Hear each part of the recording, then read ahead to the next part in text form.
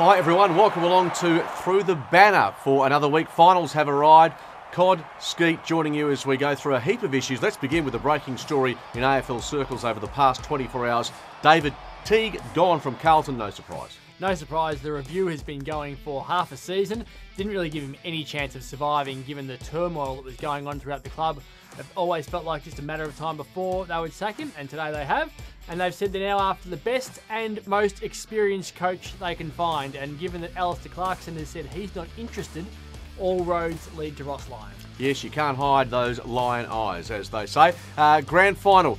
We know it's coming to Perth. Hasn't officially been signed off, but apart from the big one, it looks like we'll get some finals here over the next 2 or 3 weeks. Yeah, you'd expect the preliminary finals to come here, at least for the Victorian teams, if given that they can't play in Victoria. We know Geelong and Melbourne will travel to Perth this weekend after their games. So if they win, that means prelim finals here. Port Adelaide and Brisbane, if they win, there's still a strong chance those games will be played in South Australia and Queensland. But we know that the grand final, if it's not at the MCG, which, let's face it, it's likely to be cancelled in the MCG next week, it will be in Perth. And if you love your football, you just simply have to find a way to get there. The entertainment, the atmosphere, the parade, everything to do with the game is amazing. And if you don't have to spend thousands of dollars to get to Melbourne this year, you can just go to the grand final in Perth and soak up what will be a once-in-a-lifetime opportunity. And if you're chasing tickets, do me a favour, don't call me. I don't have any. None of us do at this stage. They're hard to get. Pocket. They're very hard to get. All that footy bumping around means that Adam Cerra, leaving Fremantle, has slunk down the list. Amazing, isn't it? Well, it's only been 2 days since he told Fremantle he wanted out.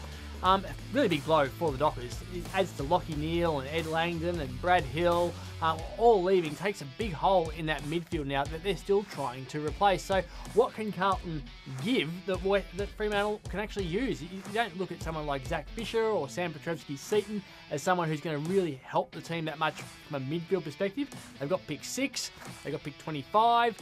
Would those 2 picks be enough?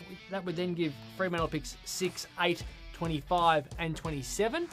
That's a pretty good draft deal, but they're picking kids, a lot of whom haven't played football for 2 years if they've been outside of WA. So tough position now for Fremantle to replace Adam Cerra. It is indeed, but it is retrievable. Keep drafting, keep getting the kids in, and hopefully you get a result. As for the West Coast Eagles, we know they've got their issues with players being told in no uncertain terms they have to get their act together during the off-season to go again in 2022. Yeah, and it's going to be hard in 2022. When you look at the way that they've gone so far, Premiership in 2018, they won 1 final in 2019, lost their only final last year and have missed the finals now. The trajectory is clearly backwards rather than going back towards the top 4. Ageing players, so the list profile isn't the sort of thing you look at and go, that's going to win your flag. So they need to either have a massive crack next year with all of their players and hope they can stand up, or start to weed some guys out and try to put some youth through just to try to hover around the right mark before you can go again, because it isn't easy to win a flag and it's hard to even to stay around the mark when you've got an ageing list. Yes, a bit ahead for Adam Simpson at the West Coast Eagles. Huge achievement for 3 West Australians during the week, the Hall of Fame. We had an ex-Eagle, a former Perth and Richmond star, and of course the great Merv McIntosh, former champion great of Perth himself, elevated to legend status. A wonderful night. Yeah, Chris Judd was always going to go in the moment he was available. When you look back at the highlights of him that they showed on the night, just his power and his ability to run and kick goals and bounce the footy, you sort of forget how good he was given he changed his style at Carlton, being more of an inside player. Just such a dynamic footballer and an amazing player that West Coast fans would have loved to have seen more of. Then you look at Robbie Wiley, 8 best and fairest and 3 flags. It's a fair career. 26 possessions and 3 goals in the 1980 grand final when he was playing for Richmond. Just a fantastic player. And as you said, Merv McIntosh, 3 Sandover medals, 3 Simpson medals, and 7 best and fairest. And he had the war in between and went and fought that. Just an extraordinary player, and to become a legend of the game, just a fantastic thing for him and his family. Great recognition for the careers that they held. Okay, let's get down to the teams for this weekend. First weekend of the finals, qualifying finals, elimination finals. What's the team news from around the camp? Well, if we start with the first game of the round, Port Adelaide versus Geelong, Orazio Fantasia in, gives the bolstering to the forward line as a small forward for Port Adelaide. Mitch Georgiades out with the hamstring. At Geelong, Mitch Duncan is in, first time since round 14.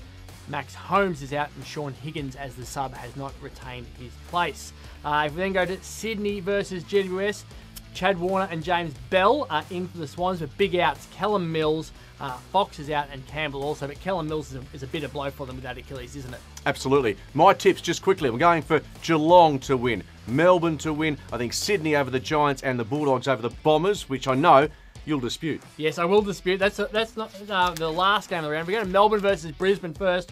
No change at Melbourne. Very, very stable team at the moment. I like them. And Brisbane Lions have brought back Harris Andrews and Mitch Robinson. If we go to that game where you don't like my Bombers, and I most certainly do, the Bulldogs, no outs at the moment. Anthony Scott, Riley West and Ryan Gardner are all in. Obviously, these are squads. Jai Caldwell could play for the first time since very early in the year for the Bombers. Andrew Phillips and Marty Gleeson with no outs at the moment. But I'm on the Bombers. I'm on the D's. I'm on the Giants, and I'm also on the Power this week. You are the leading tipster at the West Australian, so Cobb will have to bow to your judgment, holding a nice lead in the West. You can see should be over. Home and away season. It should end right then and there. They shouldn't be allowed to catch me during finals. I'm protesting hard. Keep it going as long as possible. Of course, we ask you to like and subscribe to our YouTube channel at the West Australian. And for all the news in sport, head to thewest.com.au. We'll see you next week for Through the Barrel.